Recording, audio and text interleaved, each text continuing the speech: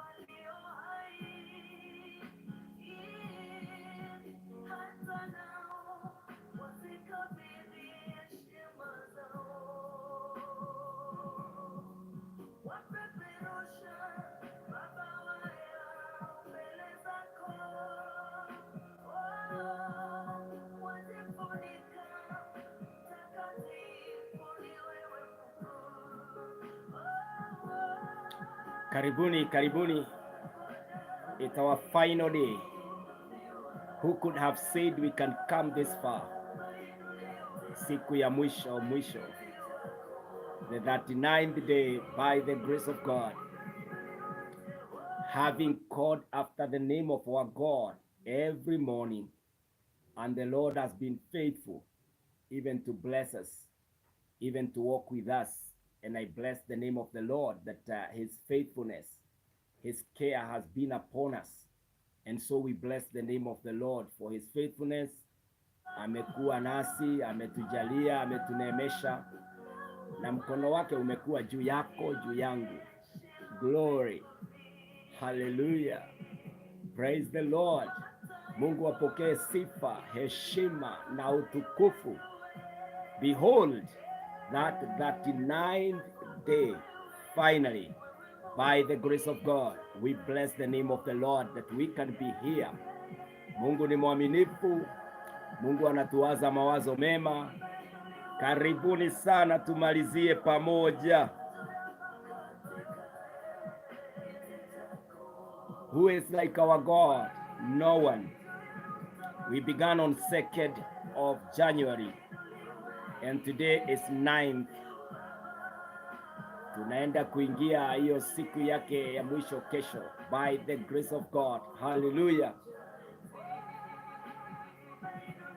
Tutasema kama muibaji anayeimba huo wimbo in the background, Faith Bogwa, God bless you. She says, Bwana umeinuliwa kuliko vitu vyote. Na hata sisi siku ya leo tunapokamilisha maombi yetu ya siku 40, pia nasi tuwajiunga naye kusema Bwana umeinuliwa, Bwana umetukuka, Bwana umeheshimika, mbele, nyuma, juu na chini, north, south, west, east. We have no one else but our God. He has been faithful, not by might, not by strength, but by the grace of God we have come this far. Na tunaweza shukuru Mungu wetu, tumwambie Bwana umeinuliwa, umeheshimika, umetukuka, umeinuliwa. Hallelujah. I feel like singing this song the whole time. Bwana, umeinuliwa katika kiti chako cha enzi, our God. We come to worship you. We come to lift up your holy name. We come to declare that you are the one who is lifted up. You are the one who is at the top of all things, our God. Nothing is hidden before you, O God. All angels, all creatures bow before you, Almighty God, Almighty Redeemer. Hallelujah. My God, you have done more than we even came for on this mountain. My God, I am a witness, and I bear this testimony that in heaven there is God. Kunaye mmoja anayetenda, anayefanya, anayejua, Mungu wetu, our God and our Father. You are the Holy One of Israel. You are highly lifted up. You are to be worshipped, adored, honored. You are the Lord God Almighty. Hallelujah. My Father and my God, on the top of this mountain, I bless your name. I worship your name. I adore thee, O God. And I declare that you are God. You are the Holy One of Israel. Hakuna mwingine aliye kama wewe. Mungu, umetukuka, umeinuliwa, umeheshimika, umeabudiwa. I can only worship thee, adore thee, give you glory, worship, adoration and honor. Maana umetukuka, umeinuliwa, umeheshimika. You are the Lord God Almighty. Hallelujah. My God, blessed be your holy name. Bwana, twaja kukabidhi heshima zetu baada ya mlima wa siku 40, siku moja pekee. Bwana, asanti. Pokea sifa, pokea heshima. My God, you are God. You are worthy, my Lord. Jesus, we may have been weak in the flesh, but my God, we are strong in the spirit, oh God. And much more is now happening katika anga.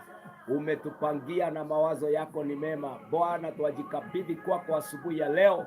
Naomba ukapokee sifa, heshima na utukufu. We bow together with the four creatures in heaven. We bow together with the heavenly host, my God. And we come to say you are highly lifted up, worshipped and adored is you, Lord God Almighty. Lord, we are thankful. You are sons, you are daughters. Oh God, we bow before you and say, receive all praise, glory, honor, worship, adoration. Oh my God, in your majesty. Lord, we say you are worthy. You are worthy, Lord. You are worthy, Lord. You are worthy, Lord. Receive our praises this morning. Thank you, God. Thank you, Holy One of Israel. This 39th day, God, we declare, hallelujah, glory, worship, honor be unto thee, our God. Thank you, Holy One of Israel. Have mercy upon us, O God. Forgive our sins this morning. May the precious blood of Jesus carry away, wash away, take away, O God, any amount of filthiness in us. That God, this day, the day, Lord, to look back and say, you are worthy. My Father, Jesus, receive all praise.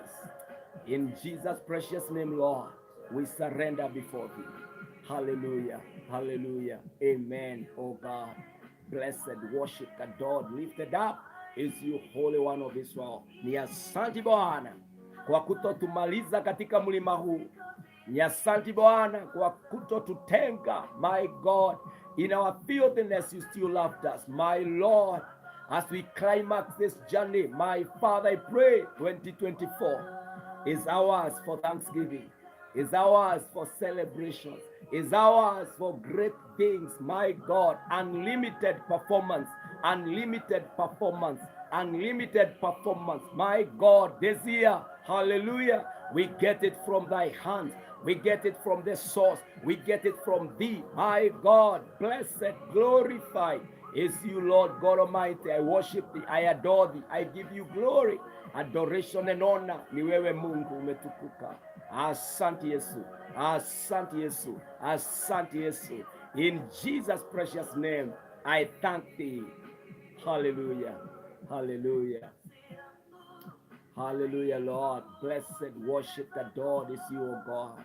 I thank you on the top of this mountain. I can only surrender to thee, Lord. I allow you to have your way. I allow you to have your way, oh God, with my brothers and sisters scattered under the sun. My God, receive us, Lord.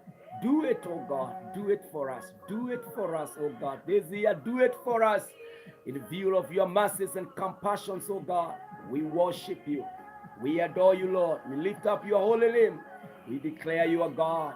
Wewe umeinuliwa, umeheshimika, umetukuka. My God, blessed, worship, adore is you, Lord God Almighty. Hallelujah. Amina, Lord. Amina, Lord. Amen. Amen. Amen. Amen, Lord. Hallelujah. Hallelujah. Wapendwa, glory to God. It feels so powerful. It feels so powerful to come to the top of this mountain. I remember in the scripture in those days of Moses, when he got to the top of the mountain and God told Moses, I shall show you how the promised land looks like, but you will not enter. I want to pray in the name of the Lord that after this sight from the top of the mountain, we will partake the blessings, the promises, the will of God for us in the year 2024. We will not just gaze, stare, and see. We will not just capture the sight of year 2024, but our God shall give us a moment, a time, hallelujah, to enjoy that which we went for on the mountain of prayer, what brought us to the mountain of 40 days at the beginning of the year. I know we have gone astray in various ways while still on the mountain. I've been short of so much, and there is so much that was to frustrate me, so much that was to tell me, just break this fast, ayendi mahali. But I thank our gracious God who kept us going. Thank you, my sister. Thank you, my brother, for holding on there. Wale ambao wameweza kufunga nasi the 40 days, today being the 39th day, may the Lord God favor you. May the Lord God keep you. May the Lord God bring to pass that which he said he will bring to pass in the precious name of Jesus Christ. Wale ambao tumeweza kufanya siku kadhaa, si Mungu akuhifadhi dadangu, si Mungu akuhifadhi my brother, na ili ukaone ya kwamba maombi uliyoyaomba Mungu ni mwaminifu wa kuaminika na atatenda, kwa sababu yeye ameinuliwa juu, yeye ametukuka. Hakuna mwingine wa kuabudiwa, wa kusifiwa, wa kuheshimiwa ila ni yeye pekee. Na kwa hivyo wapendwa, asubuhi ya leo ningependa tumwambie Bwana Mungu wetu, umetukuka, umeinuliwa, umeheshimika. Hakuna mwingine kama Mungu wetu. And so wapendwa, karibuni. It is that final day. It's that final day. Today midnight, the 40th day by the grace of God. Na sasa kwa mlima tumemwambia Bwana umeinuliwa, tumeleta yetu. And I love what Jerry Washira says, God you are Ebenezer. God you are Ebenezer. Ubali huu ni wewe umetuleta, katika jina la Yesu Kristo. Esi Karanja, God bless you. Winnie Kituku, good morning. Edward Jero, glory to our Almighty Jehovah. I'm doing shout out from Facebook. JB Kama, you are saying glory be to God. Joseph Wamboi, Amina, Amina. Do to us, hallelujah. Edward, Amina. Margaret Baria, Amina.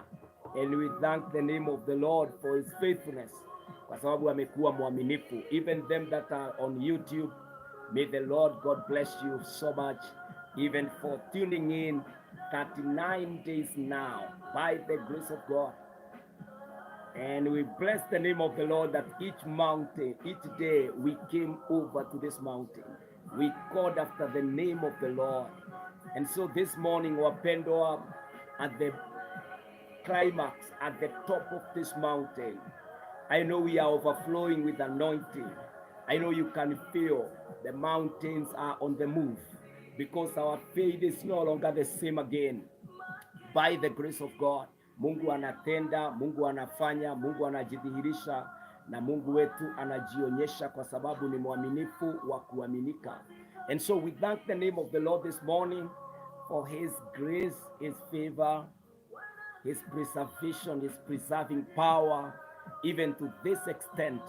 Myself, I'm forever grateful, and I know that the year 2024 is ours now. We have it now in the name of Jesus. Na kwa hivyo wapendwa, on this mountain we are going to do it. From this mountain we have it now. We have this year by the grace of God. Karibuni nyote. Joseph Wambui, not to us, not to us. Glory to God. Hallelujah. Overcomer Jose, hallelujah to our God. And Milka Kaira, glory to God. Thank you, friends. Thank you, my brothers and sisters, for finding it worthy to be on the mountain of prayer. I can encourage you that whom we took our prayers to, whom we raised our voices to, he is faithful. He is our God and our Father. You know, in our ward, here in Kiambu County and Kikuyu Sub-County, we have one of the wards where I serve, where our church is located. And so today, together with all the ministers of the region, Kino Ward, all the ministers and the environs, we are beginning our 2 days of caravan prayer caravan. So today tunatembea katika our whole of the world from 8:30 all the way to 5:30 in the evening, blessing our city, covering our city, blessing all the businesses, all the institutions, the entire administration, the infrastructure, blessing the economy of our world. Hallelujah. And so what a mighty way, what a great way to come down the mountain of prayer. And so we will be out there telling the Lord. I pray even for you, and I ask you in the name of Jesus, as you come down the mountain, if you can do a prayer walk, if you can do a prayer drive, if you can move even from where you are to another location, maybe where you have interest, and go and declare in the name of Jesus that the year 2024, it's about God's will for your life. Unlimited performance. You action it. You actualize it. You go there and just tell the Lord, Father, from the mountain of prayer, I now partake in the name of Jesus. I take over in the name of Jesus. And I entrust my life. I entrust my everything unto you, God. You know, if you can lay hands on your children today, if you can lay hands on your house, you know, inside there, on the coaches, wherever you are, hata kama mahali unahudumu mchungaji, enda pale, inua mikono juu, mwambie Bwana, for the next 1 year, by the grace of God, I pray that heaven becomes a location, central location, center of all that we do, our interactions. We are directly connected with heaven. Wapendwa, action your prayer now. Action your prayer now. You know what that does? It takes doubts away. It takes unbelief, disbelief. Inaondoka ndani yako when you action those things by the grace of God. Na kwa hivyo leo ni hiyo siku ya kufunganya, ile siku ya kufunga kazi sasa, ile siku ya kumwambia Bwana, yote nimekuletea, yote nimekupatia, na umeinuliwa, umeheshimika, mapepo yasikie. Mungu wetu tumemwachia yote, nguvu zote za giza, itikadi, ushirikina, uganga, uchawi, hayo manguvu yote ya giza yajue yamefungwa katika jina la Yesu. Na sasa ni mbingu inatawala katika maisha yetu, katika mwaka wetu wa 2024. There is no other power, no other influence, no other thing that will be our base or our reference point. We know our God katika jina la Yesu. Na hatutaangalia kando katika jina la Yesu Kristo. Mama umeomba, we bless the name of the Lord. Dadi umeomba, we bless the name of the Lord. My brother, my sister, tumeomba, we bless the name of the Lord. Now tunamwambia Bwana, wewe utatukuka milele katika maisha yetu. Wapendwa, on this day, it is a day that I may not be very, very clear, like directing you what to do. But it is a day that you just look back and you marvel at the grace of God. You look back and all you can say, Bwana umeinuliwa katika kiti chako cha enzi, the 39th day, hallelujah, of prayer and fasting. At this point, ukishaongea na mtu 39 days, I'm telling you, he is so familiar to you. He is a great person to thee. Why you sustained, why you are there for 39 days, it must be that the conversation, the dialogue, the talk itself was powerful. There it was worthy for you to be there a month and days on top. Hakika kabisa, huwezi kuwa unakuja hapa kwa hii live stream if for sure you came the first day it was hot air, the second day nothing, the third day no, you could have been fed up and you could have invested your data bundle somewhere else. It means it is worthy. And now imagine the prayer we have been lifting to the Lord, the conversation now with our Maker, with the heavens and the earth's Maker. Hallelujah. It is a worthy conversation. I couldn't have been coming this early morning. Sometimes I struggled even with my apparatus here and there, but I kept the momentum. I sustained the calling. Hallelujah. Because this exercise is worthy. This calling to the mountain of prayer, hallelujah, is worthy. Friends, this is incomparable. This is matchless. This is indescribable. This must be God. Hallelujah. Na kwa hivyo wapendwa, hakuna mtu nimeita kwangu, zote mimi nanyi tulielekea kwa Bwana. And that God, hallelujah, Psalm 46 verse 1, He is the available, ever-present help in times of trouble. Hallelujah. He is ever-present and faithful. Na kwa hivyo katika mlima huu siku yake ya mwisho, my friend, I'm super excited. I feel in excess. Hallelujah. I feel I don't know what to say. But allow me to speak some few scriptures to us this morning, even as we get going and as we face the 40th day at 12:01 a.m. this night.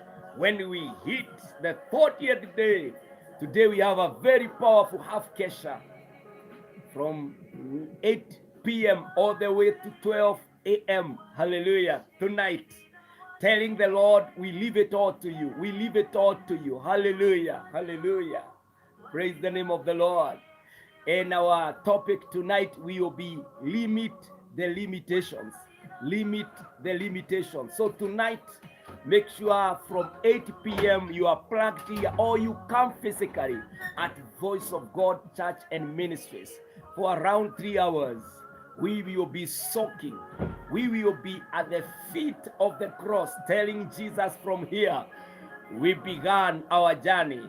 Hallelujah. Glory to God. Wapendwa, this morning, mimi ninaomba katika jina la Yesu ya kwamba yeye aliyeinuliwa, ameheshimika, ametukuka, yeye ni Mungu pamoja nasi, akaweze kujidhihirisha katika maisha yetu, in the name of Jehovah God. Wapendwa, Luke 6 verse 12. Luke 6 verse 12. I feel like, the moment is somehow not in my control, but you will bear with me if I don't do as we do every morning.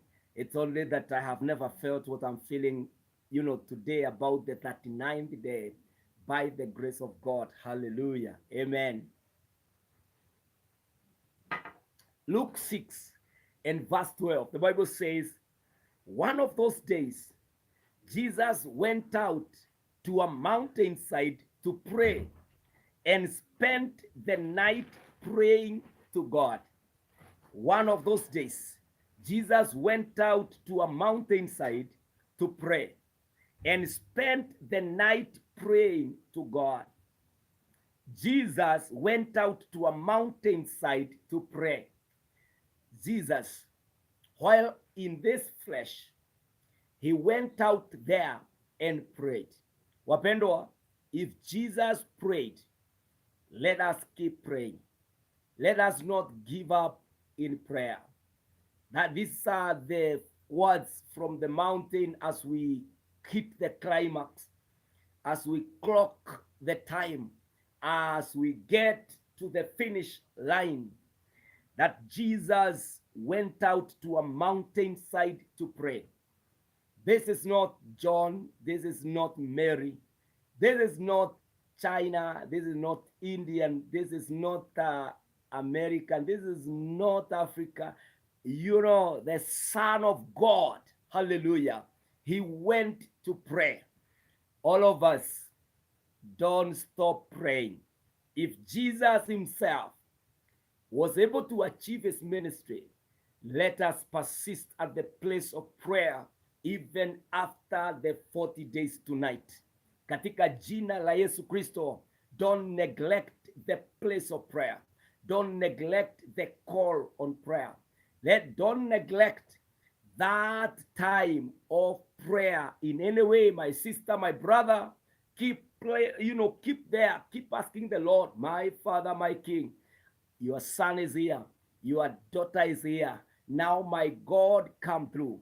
Jesus kept on praying. He would go to the mountainside to pray, and he would spend the night praying to God. The part that he spent the night praying to God, it shows that he was not in a hurry when he came to the mountain of prayer. When Jesus entered the prayer room, there was no hurry at that place. That was the place he needed to be. That was the place he needed to sustain the conversation. Jesus spent the night praying to God.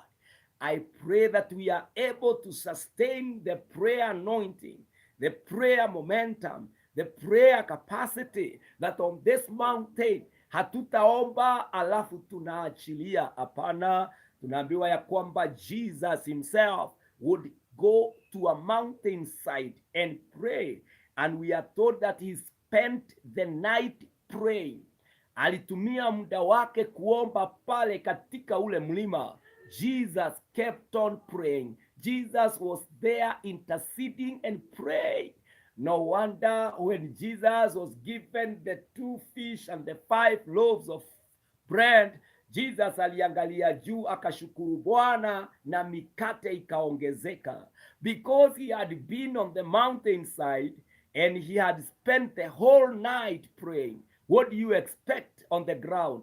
Miracles, manifestation of time spent with God when nobody knew that in the private, Jesus was saying, the ministry I will do today, Jehovah, I pray that I shall be accompanied by signs and wonders and the power move of Jehovah in my life. Hallelujah.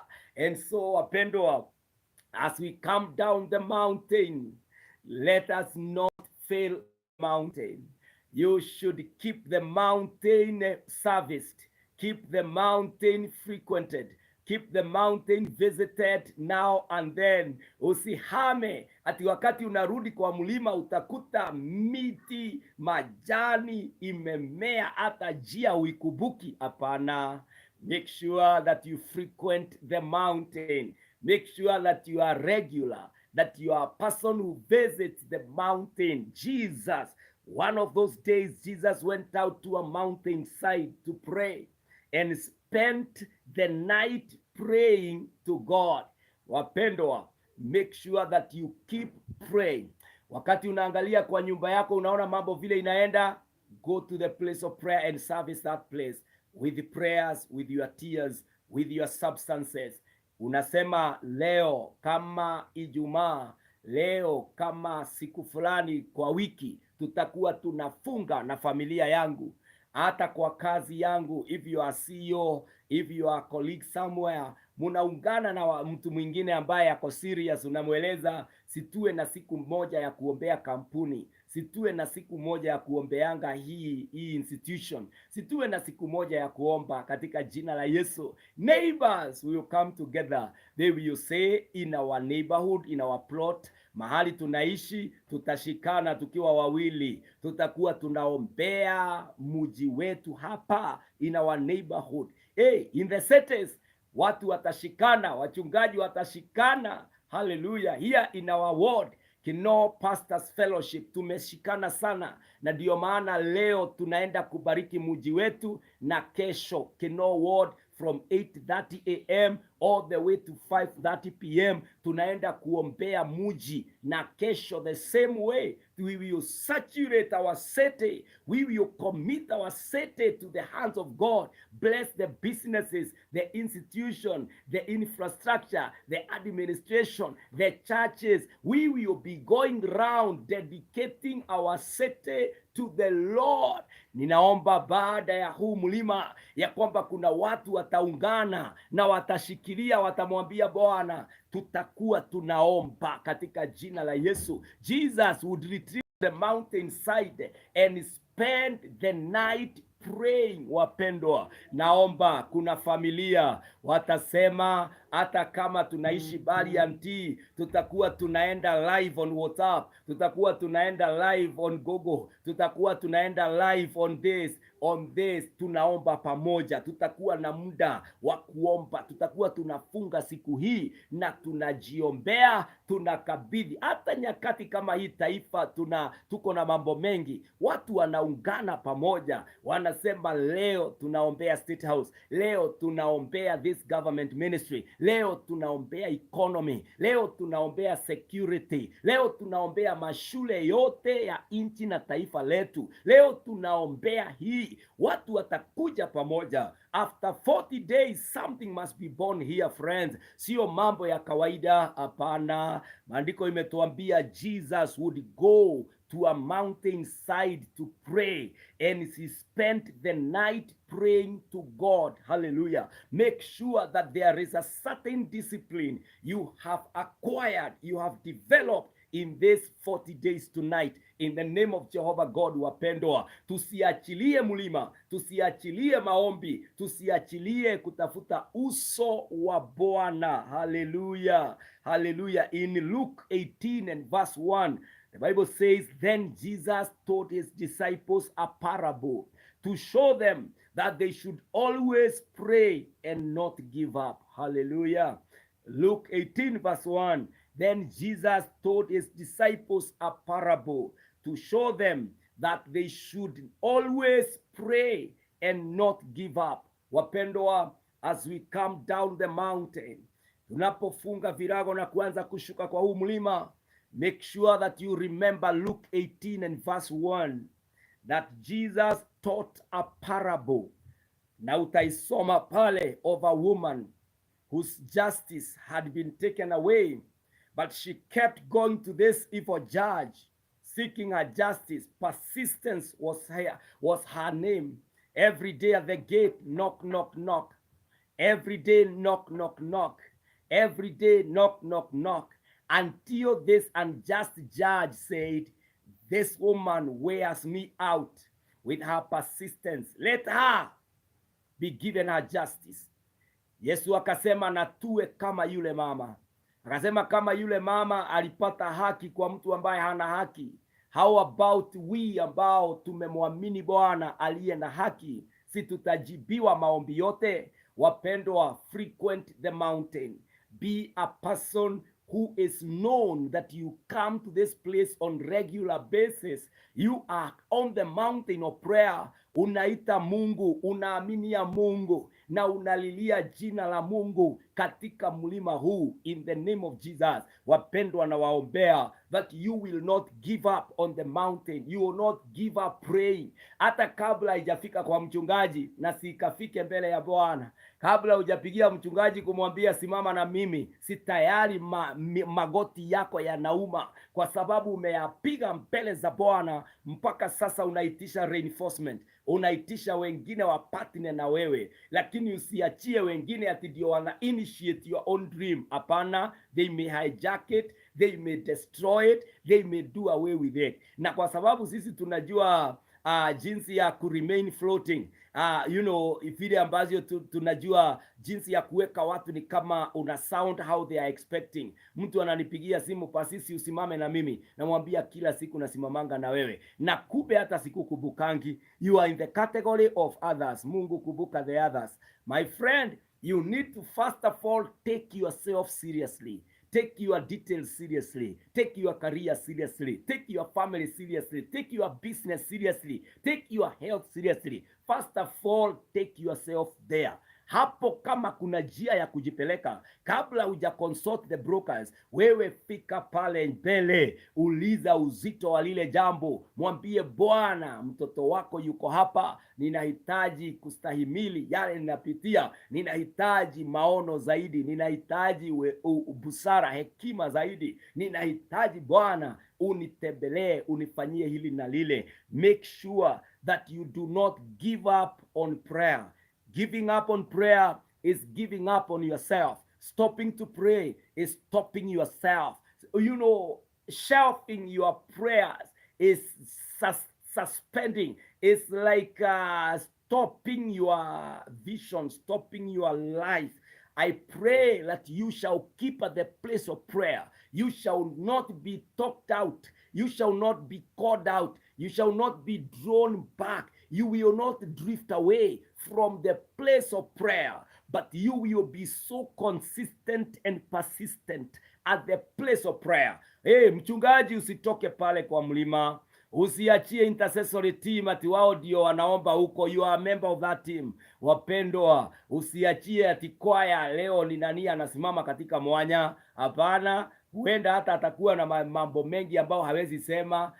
Many people go through very unspoken issues and circumstances. Yet kama leo Friday, pengine kwa timu yenu, kwa chachi yenu, ni huyo mtu ndiye ameambiwa wewe ndiye unafunga Friday. Kumbe na yeye jana ilikuwa kisirani, ilikuwa siku mzito. Kwa hivyo hata leo hakubuki maombi, lakini hapigi simu awaambie haijakuwa vizuri jana. Na kwa hivyo mpendwa, every day is your day, every time is your time. Before anybody mentions you before the Lord, mention yourself before the Lord. And it doesn't matter what is going on. Na waomba katika jina la Yesu ya kwamba nyote tutashiriki katika mlima katika jina la Yesu. Huu mwili, kumbuka, huu mwili, when this body is addicted to anything, my friend, unakuwa mtumwa wake. You become a slave to this flesh. Uliza wale ambao wanavuta, wakati iliingia kwa damu, wao sasa ni mateka. Mimi naomba katika jina la Yesu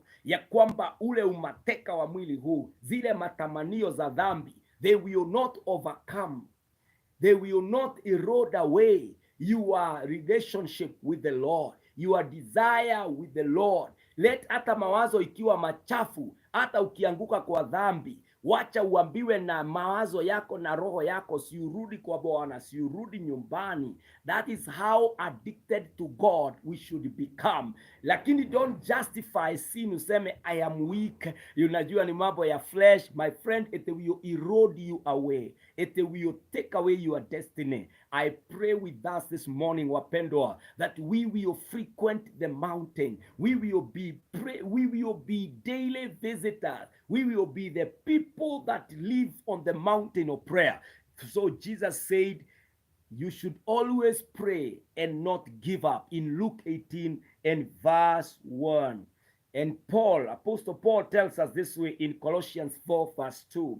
Devote yourselves to prayer, being watchful and thankful. Devote. When you hear that something is devoted, ni kama kitu kimetolewa kama dhabihu. Ni kitu ambaye ni kama vile kanisani kuna ile Biblia kubwa inanunuliwangwa kwa makanisa mengi, inawekwa pale kwa ofisi ama pale kwa pulpit. Hiyo inajulikananga, na hiyo ni Biblia ya kanisa, ile iko size kubwa. Ni kitu devoted. It is something set apart for a certain use. And so Apostle Paul says, devote yourselves to prayer. You are set apart for prayer. Make sure that inside yourself there is that knowledge, there is that desire, there is that understanding that you are forever to be committed to prayer. If the body asks for water, like I am doing this morning,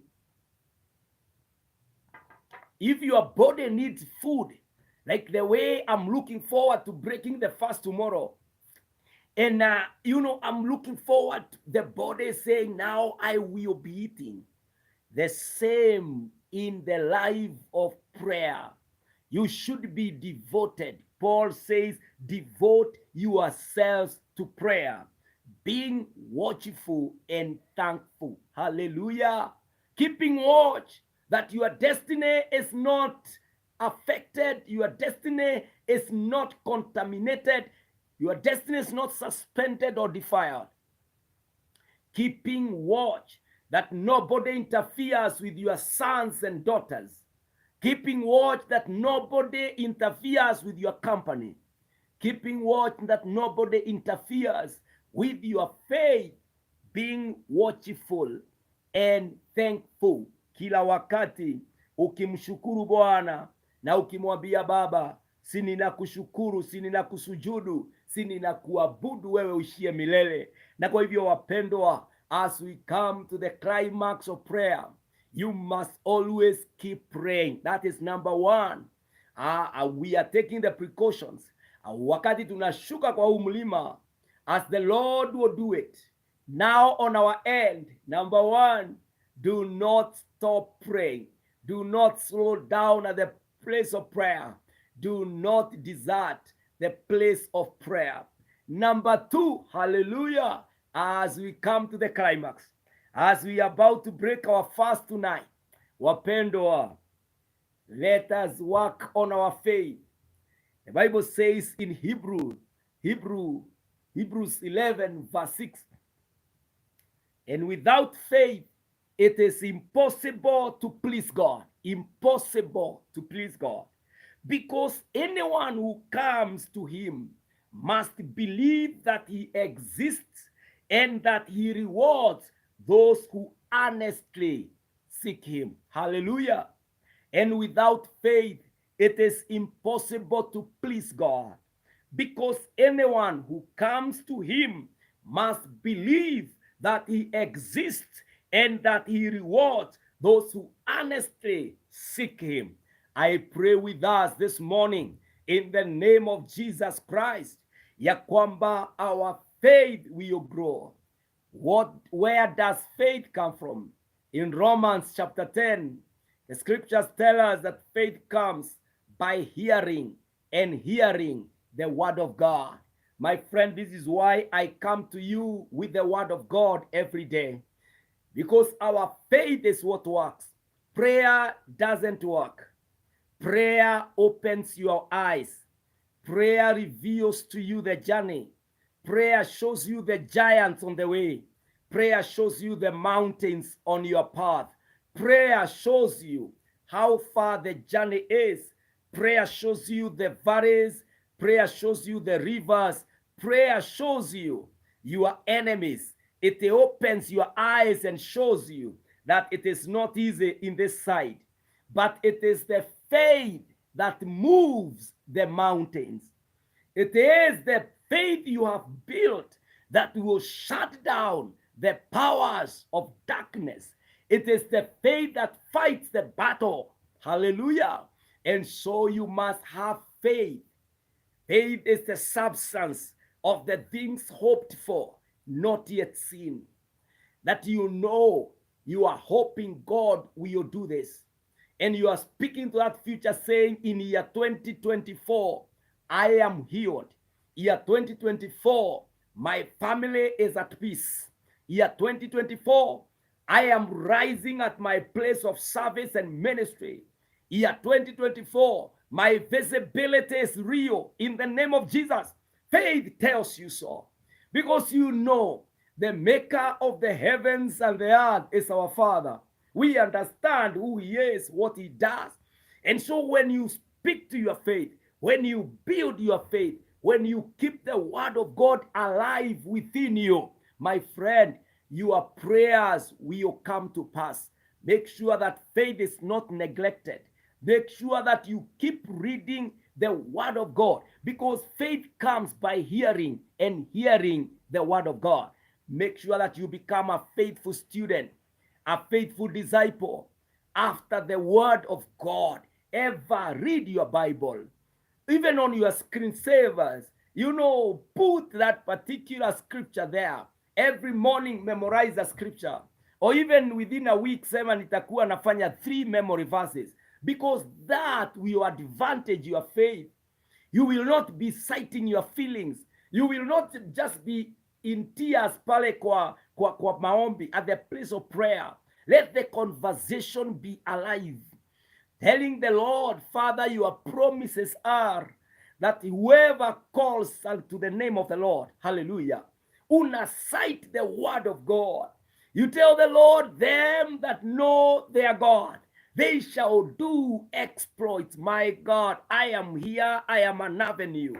Let the exploits now happen. And as you receive your hallelujah, I receive my blessing. Glory to God. You are there speaking the word of God. Unaingiza ile lugha. Wachana na hizi malaini ingine, watu wanaongea malaini ingine. Ongea laini ya neno. Wewe ingia pale na neno la Bwana. Lugha ya Bwana ni neno lake. Soma maandiko every day. Be a person who reads your Bible. Make sure you don't have a new Bible anymore. If you're having a hard copy, make sure that it is no longer white. Make sure that it is no, ati haufungui hivi some pages zimeshikana zikifanya, kwani hazijasomwa? My friend, make sure that the word of God is the top literature in your office, amongst the books you read, kando na the dailies, the papers. Vile unaingia kwa hoteli, kitu cha kwanza unasema nisambazie hiyo gazeti. Niliona hata watu wengine wako na passion kiwango ya kwamba tunagawananga pages. Unapewa hiyo page. Kuna wale wanakimbia pale kwa AFCON, kuna wale wanakimbia pale kwa obituaries, kuna wale wanakimbia pale kwa headlines. Wanasema mimi hata tu ni kuona headline. They want to be updated. How I pray that on top of that study will be the word of God, that you shall have hunger and thirst for the word of God. Hata kwa biashara yako siku hizi, in the electronic age, unaweza find that Bible there. Soma your Bible. That will grow your faith, because God speaks through his word.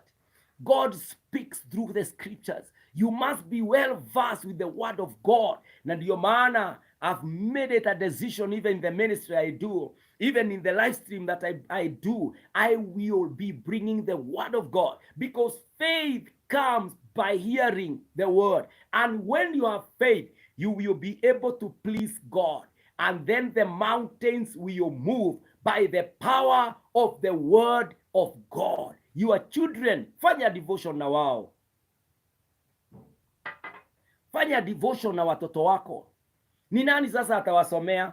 Siku hizi unasikia tumeingia kwa ile narrative ya kusema, unajua watoto wa siku hizi ni werevu hata kuliko wazazi. Isikia vile wanajua maneno. How I pray that we can take the advantage of such a sharp mind and load it with the word of God. Fill it with the content that counts. Hallelujah. You take the advantage. If your children are sharp in memory, let also that memory carry the word of God. As the schools pump in knowledge, as the world through Google and other service providers, internet, wanapoleta ujumbe zao, zile vitu za katuna, vitu zingine, as they try to compete about that memory of your son, make sure that you are also getting a share. You are pumping into that memory, that brain, with the word of God. You are filling it with the disciplines that are godly in the name of the Lord. Wapendwa, it is the time of sowing in your marriage. Make sure that you and your spouse, you and your partner, you share the word of God. You go to church. Make sure that you service your faith. Hallelujah.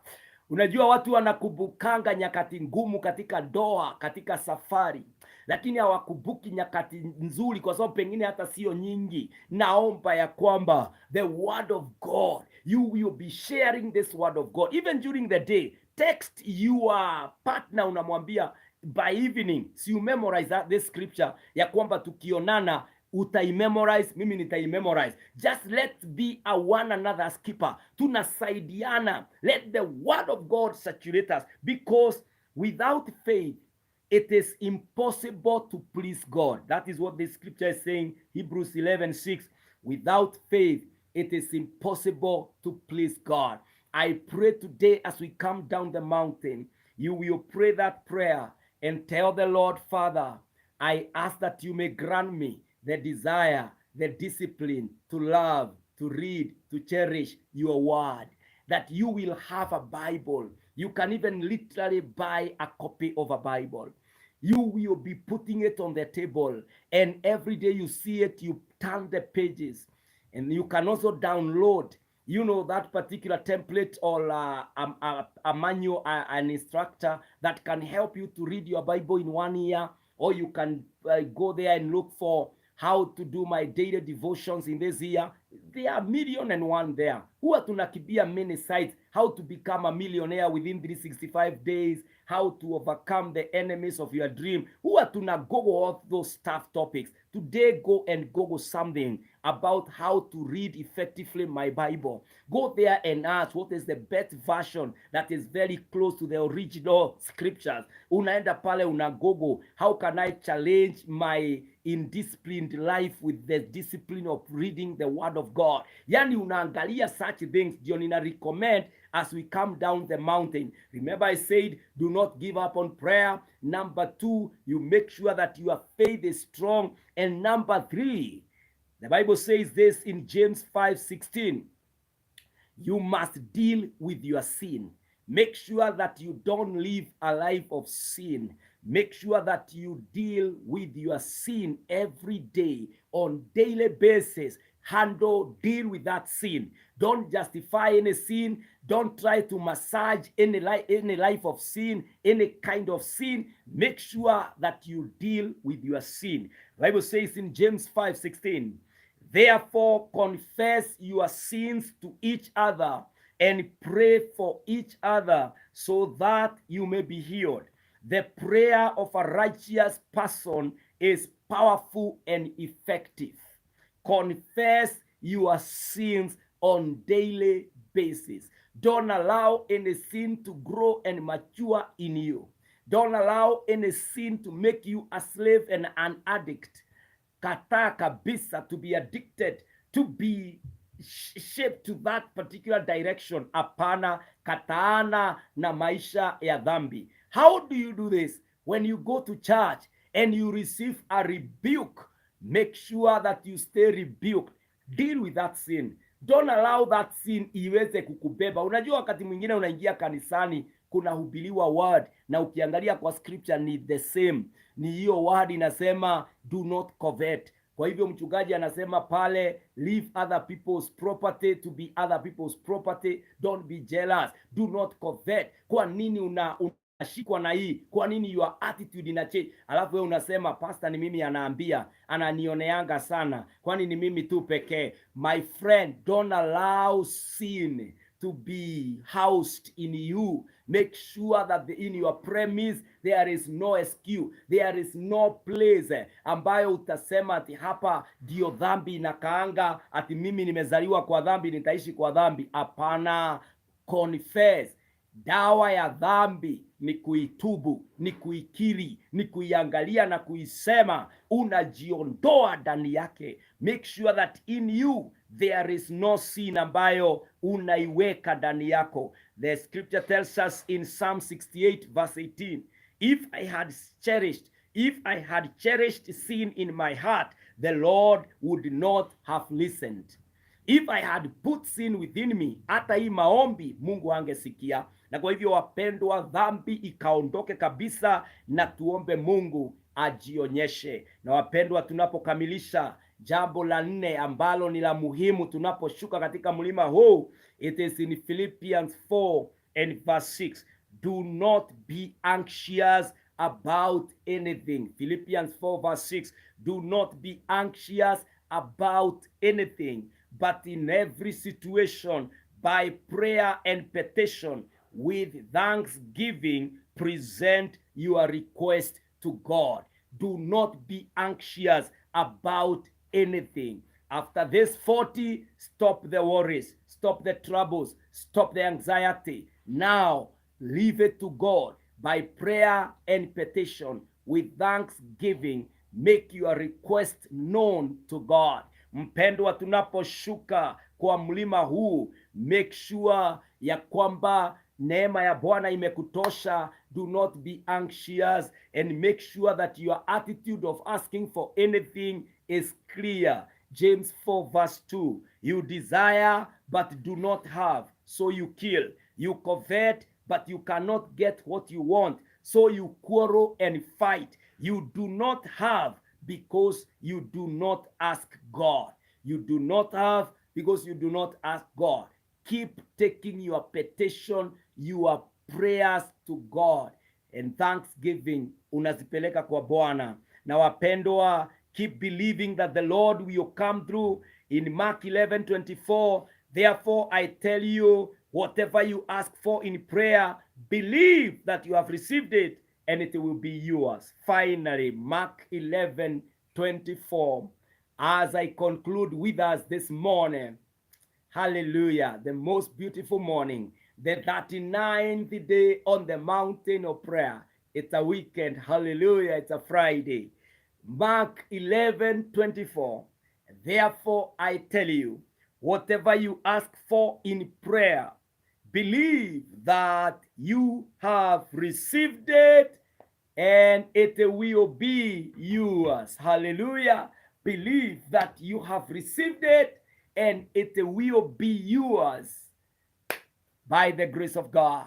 My brother, you prayed for that job, for that marriage, for that healing, for that salvation. You prayed about that door, that it will fly open, that mountain will be eroded. My sister, you prayed that your day has come. You prayed that your enemies will be frustrated. You prayed that you will be promoted. It is coming. Now believe and thank the Lord. It will be done in the name of Jesus. Couples out there, you have prayed about your relationships. Single parents, you prayed about your life. Hey, vijana mmeomba. I now pray with you that we will thank the Lord by faith, kwa maana imetendeka na itaendelea kutendeka katika jina la Yesu Kristo. Our Father and our God, I pray that we will not give up at the place of prayer. Oh my God, I pray about our faith, that it will not go down but increase. My Father, I pray that none of us fails to confess his or her sins, my God. And Almighty Redeemer, I pray that our attitude, our motive of prayer will be right in the name of Jesus. And now, my God, we leave anxiety, we leave worry, we leave trouble with you on the mountain, my God. We come down the mountain saying, my Father, glory, honor, worship, adoration belongs to you. Sasa Bwana, tunakushukuru kwa sababu milima imeondoka, minyororo imevunjika, ngome za giza zimesabaratika. Oh, hatima zetu zinafanyika. My God, as we come down the mountain of 40 days tonight, Mungu wetu, mwaka wa 2024, February, you belong to us now from the Lord. March, we get from the Lord what you carry. April, submit. Oh, hallelujah. May, June, July, August, September, October, November, December. We have emptied you now from the mountain. Whatever you carry for us that is from the Lord, let it flow. Let it happen. Let it catch up with our lives on time in the name of the Lord. In the name of the Lord. Baba, ninaomba yule mama ameombea mtoto, yule baba ameomba wapate mtoto, Bwana sikafanyike. Tunakushukuru kwa sababu ya hiyo mimba, tunakushukuru kwa sababu ya huyo mtoto, tunakushukuru kwa sababu ya majibu ya maombi haya. Boma ambayo haina amani, tunakushukuru, amani tele inashuka katika jina la Yesu. Wale wametamak for a long time, wameapply, I pray now they are babies are going through. They are receiving calls over, oh my God, there is an apology from the other end, ya kwamba niliambiwa nikuite kitambo, hii imekuwa wapi? Wanaitwa kwa haraka. My God, I pray, speed now is on everything, on every detail. My God, of anything we prayed for on the mountain, let it happen, let it happen. Wanaotaka kusafiri ng'ambo, vyeti vyao Bwana vikaachiliwe. Wale Bwana wako mahospitali, wako na appointment na madaktari, Bwana sikatendeke, uponyaji wao ushukishe kutoka mbinguni katika jina la Yesu. My God, I pray, hata watoto wetu wale wako na fisalias, my God, you are coming through in the name of Jehovah God. Mungu, naombea wachungaji, wafanya kazi katika shamba la Bwana, wainue na upako zaidi katika jina la Yesu Kristo. I pray now, my God, from the top of this mountain, we have captured, we have caught the sight of the whole year. We can see December from here, my God. We command you in between, you the seasons, you the times, you must deliver. You are now submissive to the Lordship of Christ our Savior, in the name of the Lord. Baba, ninaomba, mapepo yamechanganyikiwa, nguvu za giza zimekoma katika jina la Yesu Kristo. Achilia neema, inua wapendwa, na ikajulikane tumekuwa kwa mlima, hatushindwi, hatuangalii nyuma. My God, any potential battle, I pray now, it is deflated, it is finished in the name of the Lord.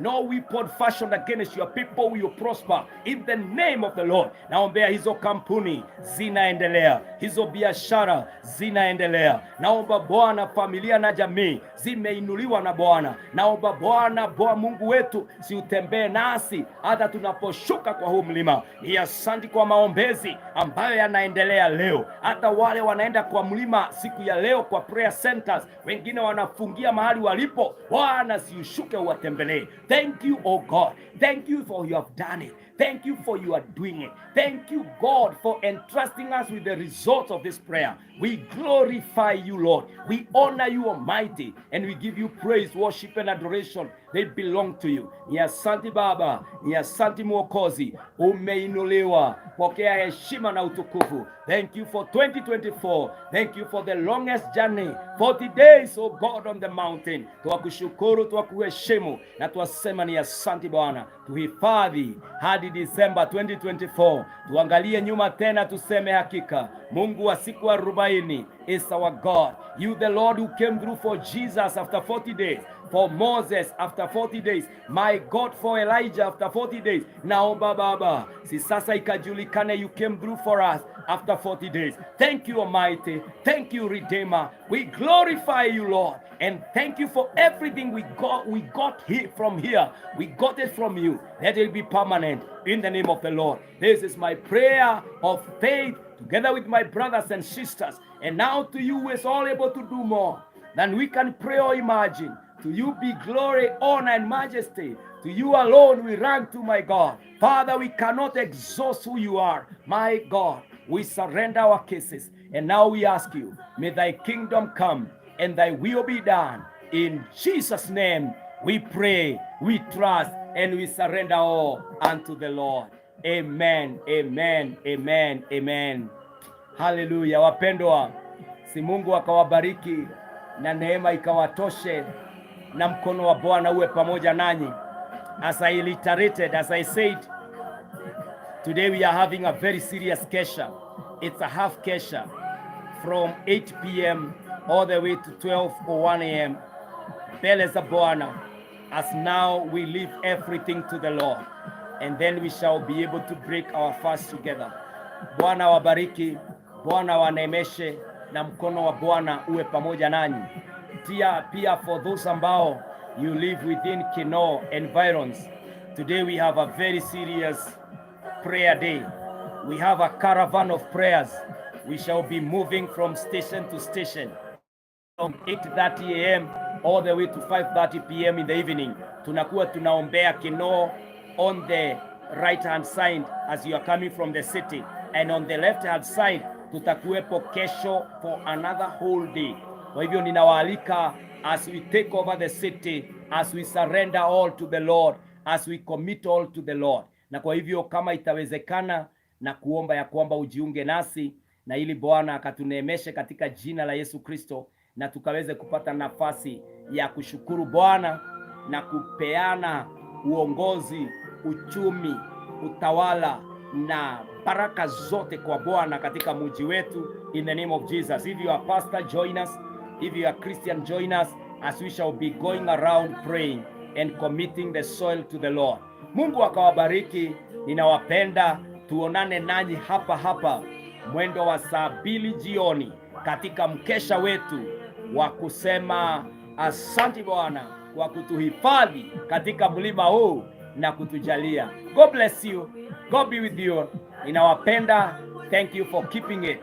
Pastor Kinyanjui Joseph on YouTube and on Facebook. God be with you. Ninawapenda. Siku jema na weekend jema yenye baraka na fanaka na neema na uwepo wa Bwana iwe sehemu yenu. God bless you. Good day. Have a breakthrough. Have a great weekend in the Lord. Amen.